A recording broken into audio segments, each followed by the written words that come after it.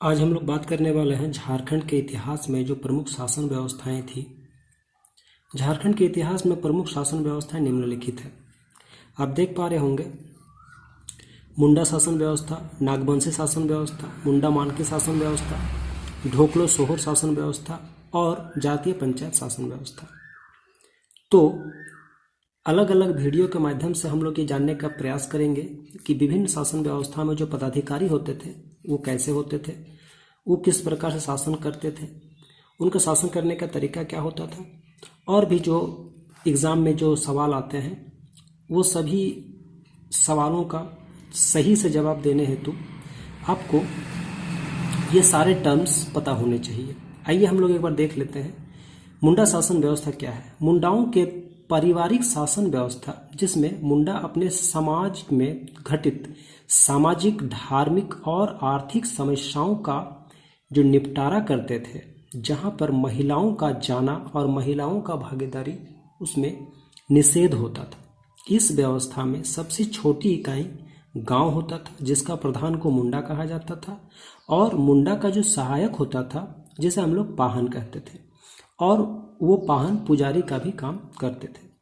अगर हम देखें इसमें जो प्रमुख पद और पदाधिकारी होते थे, ये कहीं ना कहीं एग्ज़ाम में ये ज़्यादा आते हैं कि उनके जो पदाधिकारी होते थे वो कैसे होते थे, उनका काम क्या होता था, उनका नाम क्या होता था। सबसे पहले हम देखेंगे मुंडा। मुंडा जो होता था वो गांव का प्रधान होता था। पाहन मुंडा का सहायक होता था, साथ ही साथ वो पुजारी का भी काम करते थे।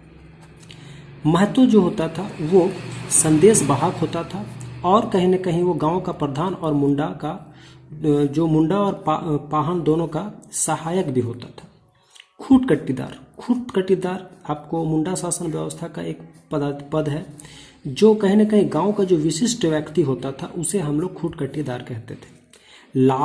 लाल जो है वो वकील का काम करते थे। ये 3 प्रकार का होते थे: बड़े लाल, मंझ लाल और छोट लाल। बरकंदाज को सिपाही कहा जाता था।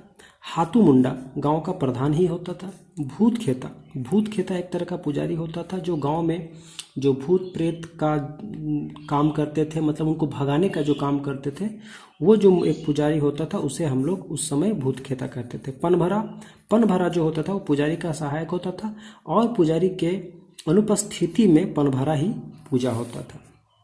उसके बाद आता है पढ़ा क्या होता है, तो 12 से लेकर 20 गांवों का जब एक समूह मिल जाता है तो उस समूह को हम लोग पढ़ा कहते थे। पढ़ा राजा जो पढ़ा का प्रधान होता था, यानी 12 से 20 गांवों का समूह का जो एक हेड होता था उसे पढ़ा राजा कहते थे।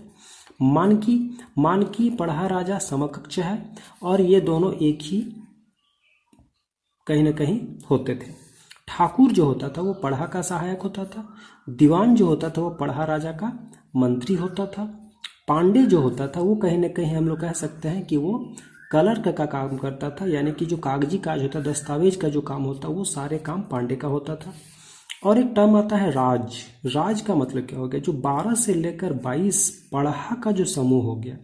हम लोग अभी पढ़ा को पढ़े जहाँ पर 12 से लेकर 20 गांवों का समूह, लेकिन राज क्या है कि 12 से लेकर 22 पढ़ा का समूह, यानी कि इसमें 400 से लेकर 450 गांवों का एक समूह बनता है, और उसका जो हेड होता था उसको हम लोग राजा कहते थे। यानी कि राज का जो राजा होता था वही उस समय मुंडा शासन में उच्चतम न्यायालय होता था कहीं न कहीं।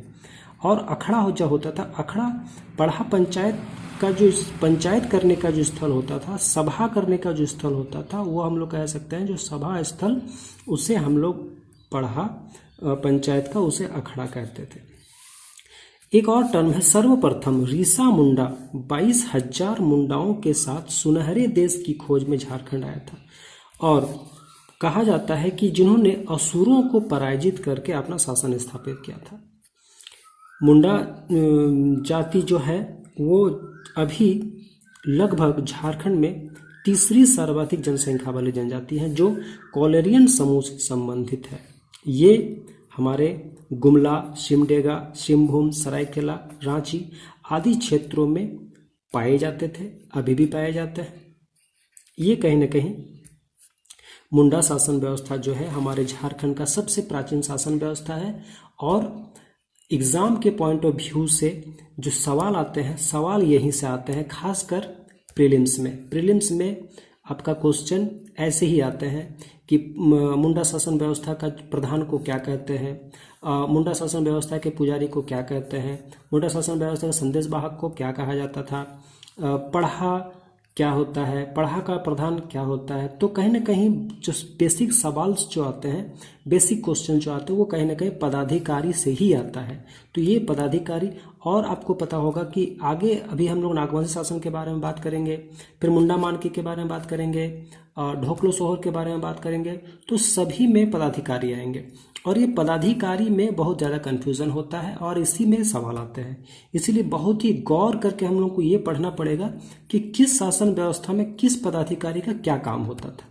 तो इस तरह से मैं छोटा छोटा वीडियो बना के ये आप लोगों के बीच रखूँगा कि किस प्रकार से इस पदाधिकारी को हम लोग याद करेंगे, क्योंकि बहुत ज़्यादा लंबा वीडियो करने से फिर हमें समझ में नहीं आता। इसलिए मैंने कोशिश किया है कि मुंडा शासन व्यवस्था को एक इस तरह से जो exam of point of view से काफ़ी ज़्यादा इंपॉर्टेंट रखता है।